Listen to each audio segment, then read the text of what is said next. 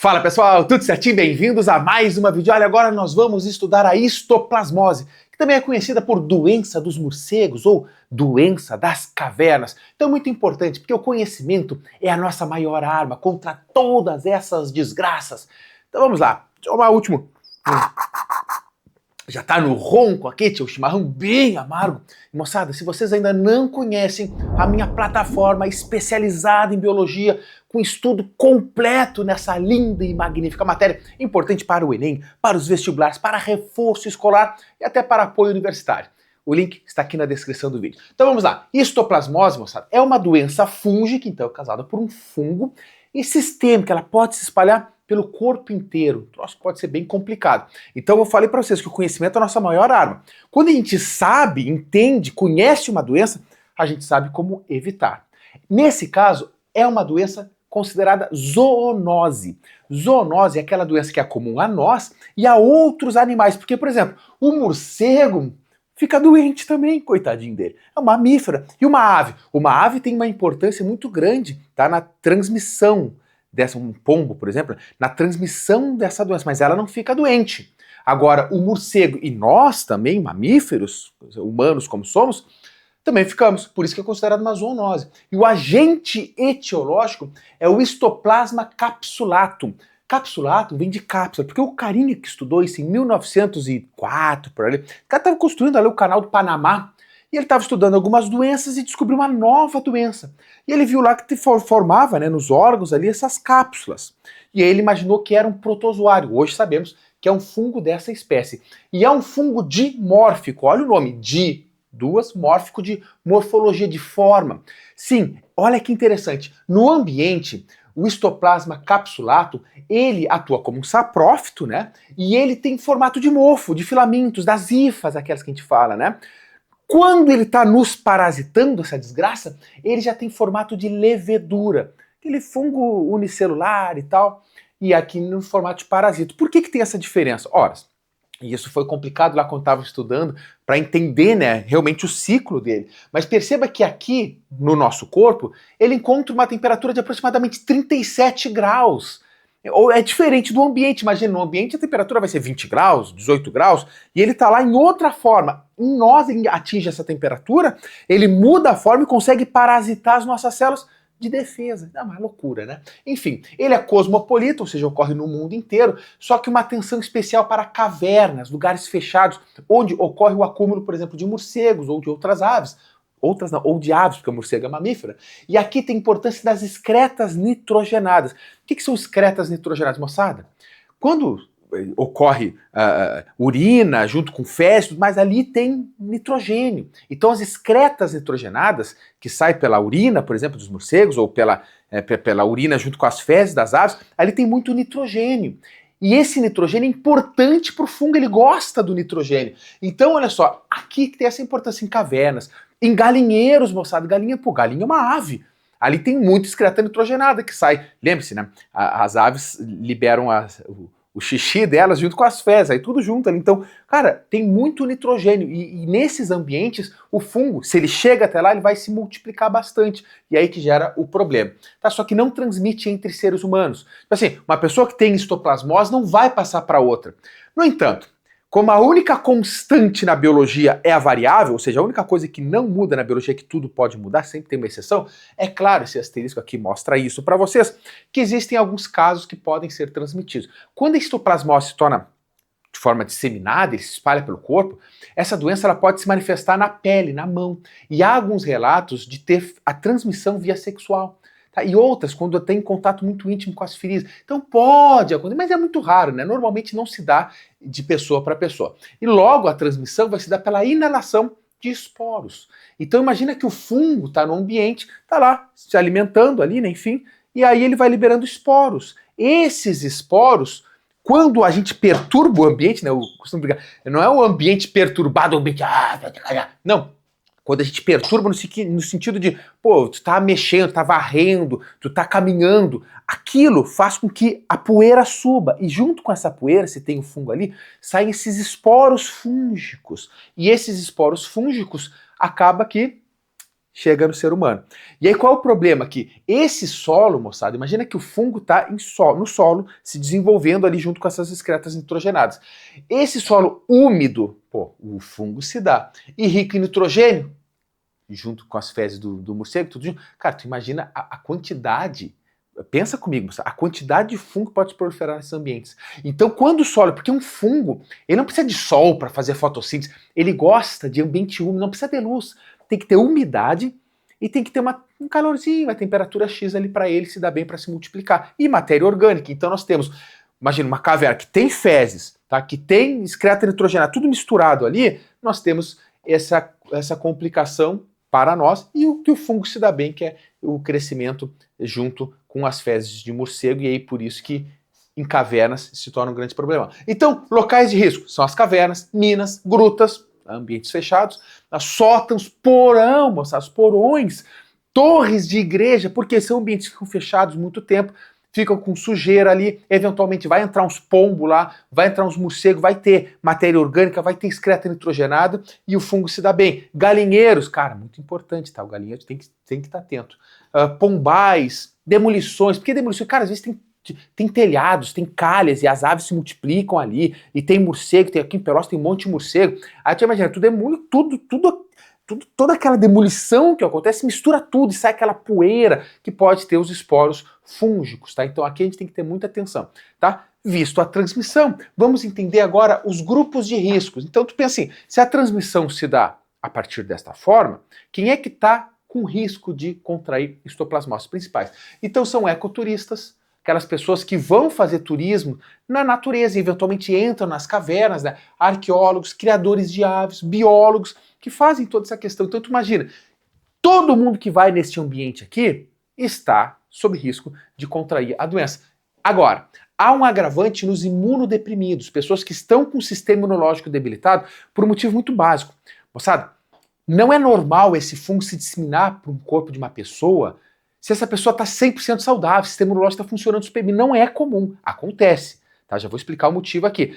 Mas se a pessoa está com o sistema imunológico muito frágil, eles conseguem burlar esse, né, ou vencer o sistema imunológico fragilizado, e aí ocorre a forma grave da histoplasmose. Tá? E aí, para vocês entenderem tudo isso que eu estou explicando, tem uma imagenzinha que eu mostro o mecanismo de infecção. Fica ligado. Basicamente, pessoal, então, com a perturbação do solo, né, a poeira, contendo as fezes de aves ou de morcegos, ocorre, né, a suspensão e, consequentemente, aqui, nessa poeira, vai ter os esporos, né, no ambiente que ele fica suspenso e a pessoa acaba inalando, chegando esses esporos até os alvéolos pulmonares. Ali, o que vai acontecer? Bom, um organismo estranho. Então vão vir macrófagos para fazer a fagocitose desses fungos. Ora, ele encontra, então, uma temperatura de média 37 graus. E aí o fungo vai se converter. Ele vai se tornar agora uma levedura, ou seja, de mofo que liberou os esporos, portanto esse esporo se transforma em levedura. É a segunda forma do fungo. E aí ocorre a multiplicação dentro da célula e a destruição dos macrófagos. E aí aqui nós temos dois caminhos. Quando uma pessoa está com a imunidade normal, uma pessoa sadia, ocorre a formação de granulomas nos pulmões, que são literalmente essas cápsulas que eu falei para vocês. E aí fica isolado ali, fica uma calcificação, e neste caso, a grande maioria das vezes vai ser uma infecção sem sintoma ou totalmente benigna, com sintomas muito leves. Agora, se a pessoa tem uma imunidade baixa, está imunodeprimido, pode ocorrer a disseminação por via sanguínea, ou seja, esses macrófagos, cheios de fungos na forma de levedura, vai tomar o corpo dessa pessoa, podendo chegar no fígado, no baço, na medula e até na pele, causando lesões. Nesse caso aqui, a histoplasmose disseminada, grave, e ela pode matar. Muito bem, então os sintomas. A maioria das pessoas, quando estão com o sistema imunológico funcionando normal, vão ser assintomáticas, a grande maioria. Então, não tem sintoma nenhum, ou quando tem o sintoma, são sintomas mais leves, pulmonares, né? Então semelhança de uma gripe, uma febrezinha, uma tosse seca, dor de cabeça, dor muscular, cefaleia, mialgia, que é cefaleia, dor de cabeça, mialgia, dor muscular, e fica nisso aí e o corpo combate. Agora, dependendo, dois fatores. Primeiro, se a pessoa está com o sistema imunológico deprimido, aí pode avançar a doença. E segundo, a exposição aos esporos. Quanto maior for a quantidade de esporos que entra no corpo da pessoa, mais agressivo pode ser, e aí mesmo a pessoa estando com o sistema imunológico saudável, pode ter uma forma grave, e aí vem o que a gente chama de forma disseminada, tá? Que ela é progressiva e ela pode ser muito grave.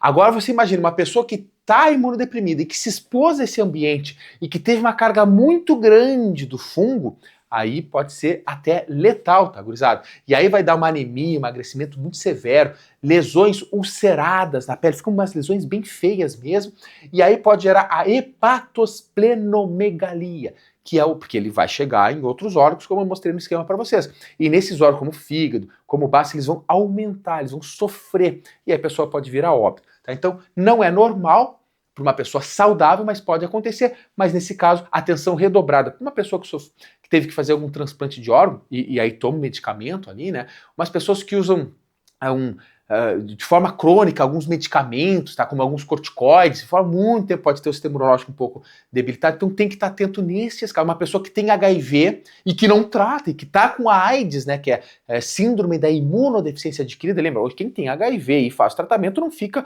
imunodeprimido, imunodeprimido é quem tem e não trata. Então esses são os grupos que tem que ter uma atenção maior. E a profilaxia. Quando a gente fala de profilaxia, moçada, preste muita atenção. São todas aquelas medidas para evitar, para combater. Então, profilaxia é um termo chato, técnico, que a gente tem que entender, principalmente se você está estudando. Então, olha só, utilização de máscaras, sobretudo N95, PFF2. Lembra que a gente, na pandemia, a gente fala, essa máscara não é boa, aquela ali é boa, tem que usar aquela.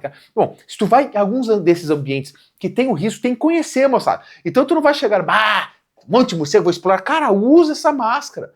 É melhor usar essa máscara do que tu chegar a te esperar, mas meu sistema imunológico é bom, não pego nem gripe. Tu não pega a gripe porque tu não te expõe. Porque se tu te expor a gripe e a resfriado, tu vai pegar, tu não é de aço, tu não é de ferro, tá? Tu pode ter um sistema imunológico bom porque tu não te debilita, mas pegar é normal, tá tudo certo. Então não acha que tu é o super-homem, que tu vai entrar nesses lugares e não vai pegar nada. A prevenção é a nossa melhor arma, tá? Não brinca com perigo. Então usa máscara. Se tu vai ir num galinheiro, ou se tu vai em algum lugar, sabe o que fazem muitas vezes?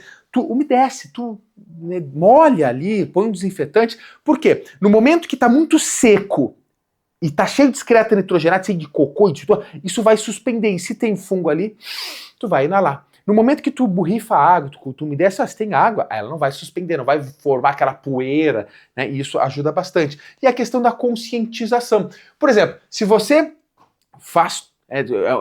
É um guia turístico que vai para esses lugares, tu vai orientar as pessoas, tu vai conscientizar, falar, ó, gurizada, aqui tem pombo, aqui tem morcego, sei lá, e aí pode ter algumas doenças associadas a esse ambiente, então vamos usar uma mascarazinha, vamos nos cuidar, tá tudo certo, né, moçada? Então, isso aqui é importante, tá? Conscientização. E aí vem diagnóstico e tratamento, que são coisas mais específicas, mas o diagnóstico pode se dar por cultura do escarro, né, porque o fungo entra via pulmão, e pode ter pesquisa do antígeno, né, do organismo, do fungo, ou do anticorpo, né, vendo a sorologia. E aí são medidas que o médico vai buscar para tentar um diagnóstico. E o tratamento, em casos leves, uma pessoa que está com o sistema imunológico bom, a grande maioria das vezes não necessita de tratamento. Mas mesmo a pessoa, volta a dizer, que tem o sistema imunológico um dia, que está normal para o sistema imunológico, dependendo da carga do fungo, ela pode se tornar um caso mais moderado ou até grave. Sobretudo ainda se a pessoa, como disse, é imunodeprimido. E aí tem tratamentos fortíssimos com antifúngico, que pode durar mais de 1 ano. Em alguns casos requer internação, a pessoa se interna para ter o medicamento intravenoso ali para... e mesmo depois do medicamento intravenoso, continua fazendo um tratamento sistêmico durante um período prolongado, porque até eliminar o fungo de vez de todas as regiões do corpo que ele pode estar, é um grande problema. Deixa eu só servir o último aqui, já estamos acabando a aulinha. Moçada, no final das aulas a gente tem que sempre conversar um pouquinho, né? E o que eu quero refletir com vocês é o seguinte, tá? Histoplasmose, tu fala assim, professor, se tu chegou aqui no final, assistiu uma aula de histoplasmose, tu é diferente, velho. Tu tem um diferencial. Tu tá estudando uma coisa que tu não tá estudando só, porque vai cair na minha prova, não. A não ser que tu esteja fazendo medicina, sei lá, veterinária, que estuda muito isso aqui também, enfermagem, algo na área da saúde, tu pode estar estudando isso aqui, mas se tu é um curioso, tá estudando pro Enem, pro vestibular, tu tá aqui, isso aqui pode ser matéria de Enem, sim, é uma micose, é uma doença fúngica, né? Então pode cair no Enem, cai em vestibular específico, mas não é aquelas típicas que a gente fala assim, as doenças que mais caem, né, no Enem. Mas tu tem que saber igual. Então se tu tá aqui, tá estudando isso aqui pra vida, gurizada, pra vida. Parabéns. Segue assim. Tanto é que eu tô tomando um chimarrão bem amargo em homenagem a vocês que estão aqui. Então contem comigo. Volto a dizer, eu tenho uma plataforma de estudo completinha em biologia. A pessoa tem, não, é biologia. É só eu de professor lá. Tem muita biologia, toda biologia com cronograma. Ah, mas eu faço um cursinho pré-vestibular lá. Tudo bem. Continua fazendo esse cursinho. Perfeito. Até presencial. Perfeito. Mas biologia aqui não tem jeito, cara. Tu quer aprender biologia, tu quer entender, quer tudo pensar, aula por aula, pensado da melhor didática que nós temos aí. Então conhece a plataforma. Ah, tamo junto lá. É uma forma de você ajudar e eu de ajudar vocês. Digo mais, professor, não tem dinheiro, porque a plataforma é paga, é o meu sustento. Não tem, tudo bem. Tem o YouTube. Como é que tu pode apoiar? Dando aquele like, felpudo. Comentando, nem que seja um joinha. Fala, professor, cheguei até o final. Isso ajuda, moçada. E é de graça o YouTube, né? Às vezes tem que aturar umas propagandas aí, mas as propagandas também é o que paga os canais dos professores. Eu falo porque professor no Brasil, ele não é valorizado. Eu falo assim, pô, eu sou privilegiado, tenho um canal grande, tenho plataforma, mas se a gente pensar em professor, não é. Por quê? Porque nós não somos educados a valorizar a profissão professor, desde cedo. Quando a gente pensa assim, que profissão tu quer ser? É muito pouco provável tu vai colocar professor. E por que eu falo isso? Porque se nós não valorizarmos e cobrarmos os políticos, que esses sim estão cheios de grana, a nossa profissão de professor continua sendo desvalorizada. E uma nação que não tem a profissão professor valorizada, nós temos uma gigantesca e longa problemática aí, que é a educação, que é a base de tudo. Invista em educação, você está investindo em saúde. Você está conhecendo isso aqui, concorda? Fechou todos aqui. Cara, eu tô falando de uma doença. Se as pessoas estudam isso aqui, evita ter a doença. Se evita ter, você não sofre, o SUS não sofre pressão por uma doença que é totalmente evitável. Tu entende? Segurança, moçada, estudar educação para as pessoas, oportunidade de estudar, de progredir nesse sentido. Você elimina a probabilidade de várias pessoas que não têm essa chance de estudar, que não têm a chance de se profissionalizar, e que acabam indo sem opção nenhuma, de forma covarde, são induzidos aí para o crime muitas vezes. Então, quando você investe em educação, você também está investindo em segurança pública. Tudo é isso, Gustavo. E é a última coisa que valoriza.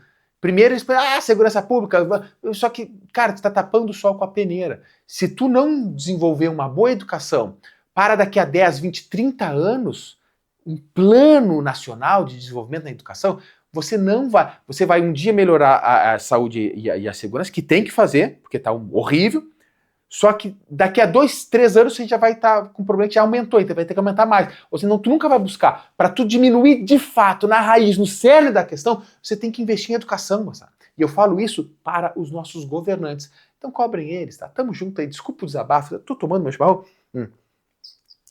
Amargo, a aula já acabou, e tu tá aqui no final discutindo isso aqui comigo. Obrigado. Eu só tenho isso a agradecer, porque eu sei que vocês, eu enxergo vocês aqui na Câmara, vocês estão prontos para mudar o Brasil. E é isso que a gente precisa. Um grande abraço e até o próximo vídeo.